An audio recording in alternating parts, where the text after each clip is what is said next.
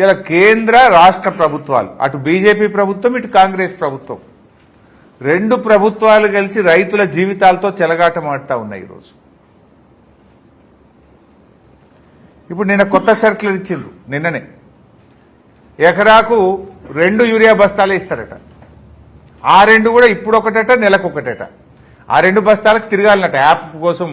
నిన్న మా ఎంపీపీ శ్రీకాంత్ రెడ్డి చెప్తుండు, ఆయనకు యూరియా బుక్ చేసుకోవాలంటే యాప్ మీద వాళ్ళ బాపో దిక్కు, అమ్మో దిక్కు, కొడుకో దిక్కు, ఆయనో దిక్కు, నలుగురు 4 ఫోన్లు పట్టుకొని 3 గంటలు కొట్టంగా 2 బస్తాలు దొరికినాయట.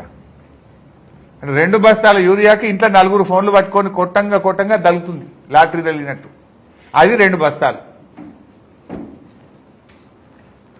అంటే ఇవాళ ఎకరాకు 2 బస్తాలే యూరియా ఇస్తామంటే ఏంది? కేంద్ర రాష్ట్ర ప్రభుత్వాలు రైతులంటే ఎందుకు ఇంత చిన్న చూపు?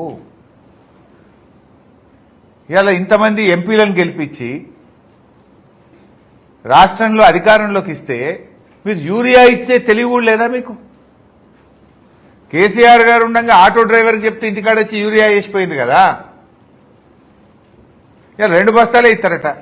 మా చిన్నకోడూరు మండలం మొత్తం మిర్చి పండుతుంది, కొంత నంగనూరులో కూడా మిర్చి పండుతుంది.